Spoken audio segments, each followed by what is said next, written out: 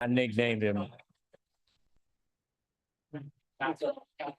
One, two, three, four, five. Amen. 1, 2, 3, 4, 5. I think we're gonna want. Are we here? Are we live? Amen. Yo, how you guys doing? I'm glad that everybody's watching. We are here in Richmond, Virginia at the War Memorial at a very momentous occasion. This is the Hall of Fame induction ceremony, and it is a historical event because this, for the very first time, 3 women are going to be inducted, and this is the first time ever that it's been an all-woman class of inductees for the Hall of Fame. I'm dressed for the occasion. As you can see, I put on a little bit of a theme, and you might see that theme throughout the entirety of the event. We've been cleaning up a lot ever since DK has taken over for the Hall of Fame ceremony. We're raising the bar on how we present ourselves, and as you can see, I came dressed just for the occasion.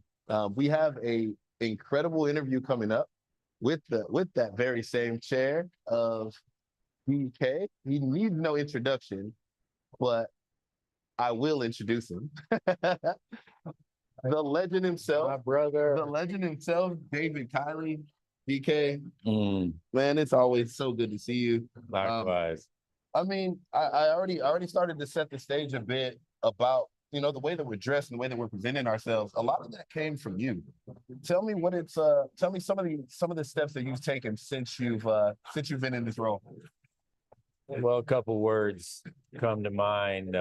One is to elevate and in the same breath and recognize to the level of our greatest players in the sport. And, I think we're doing a very good job, a strong committee, strong volunteers, linked in with the Sportable organization here in town in Richmond, and trying to dress for the occasion. And, our jacket sponsor Reveal, our ring sponsor Baron, we're trying to make this a legit Hall of Fame, which it so richly deserves, brother. Perception is so important, and the way that we're perceived is it goes a long way. I mean, how we carry ourselves and how we present ourselves. I really commend you for taking that initiative and making sure that we're all looking our best when we come and we give it to the best of our sport. So at the rise of women's sports, I like to think that wheelchair basketball was way ahead of the game. Like, we see the Caitlin Clarks, we see all of these great players in women's sports. We have our women that are being inducted to the Hall of Fame right now. They've been leading the way.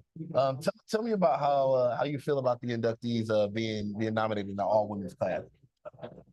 Well, I've talked to many about this. It feels like divine intervention that we synced up with the women's sports movement that's really caught fire this past year.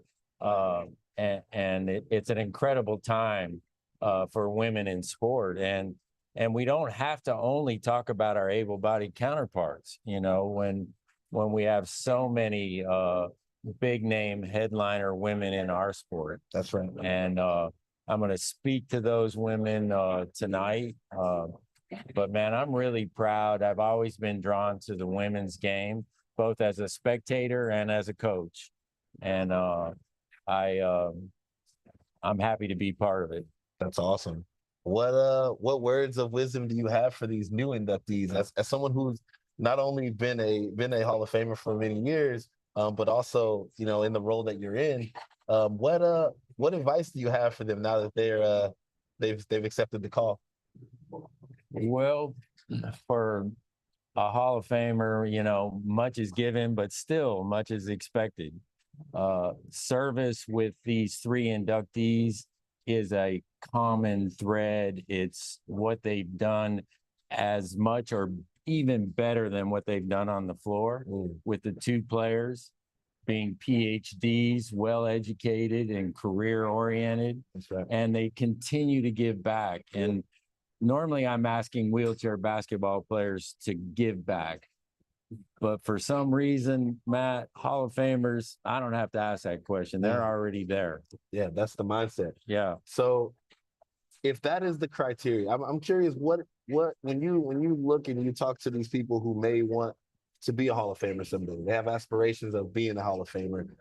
What is that criteria? Is giving back is one of those things, one of the elements. But what else? How can they get here? I know it goes beyond making baskets. Well, certainly, and service being a great part, giving back, great part. But you have to stand the test of time. We have some short-lived flash in the pan moments in our sport. And some people try to believe they belong in the hall. But when you're starting to think that you belong, you're already taking a step back because it's not something you can force. Your body of work will preach to the people involved to get in the hall. So, I don't have much advice to share with the inductees because they are a living example of what the Hall of Fame is. And this year is historic. And that word is going to be thrown out a whole lot tonight. Absolutely. But I totally mean it. And I'm going to throw out some stats during my speech, but in 1973, Tim Nugent was our first inductee. Okay. We went 21 years and 61 men later without one woman in the Hall of Fame until Sharon Hedrick came along and broke down that barrier with her game. It was so strong, and she was inducted in 1994. Incredible. So that was then, this is now, but it's historic and amazing. Like the barriers that are being broken today are absolutely incredible. Like you mentioned, we're going to be throwing the word historic around. But I'm happy to be on this side of history. I'm happy to be, helping celebrate this moment with them. Having known the three of them for many, many years since I was a junior, I'm very proud of the inductees, and I'm sure you are too. Absolutely. Total pride in the selections, the nominations. It's all about a process and engaging our membership to be involved. There's a lot of chatter about who belongs in the hall, who doesn't. That's right. Well, you have to be involved and you have to nominate. And, then we look at who you're talking about. You told us earlier about the jacket sponsor. The jacket looks really good. Tell me about these sneakers. Tell me about this tie. Like, what? Well, yeah. I am fortunate to work with Dromos and Ish Tanieri, and then as you are, she has been our marketing partner with the Hall of Fame and has changed everything. She suggested this because of what she knew you were wearing. And I'm like, okay, I'm not even in that zip code. I won't even try. But, I'm happy to aspire to be fly when I dress. Hey, and you're the reason. DK, trust me.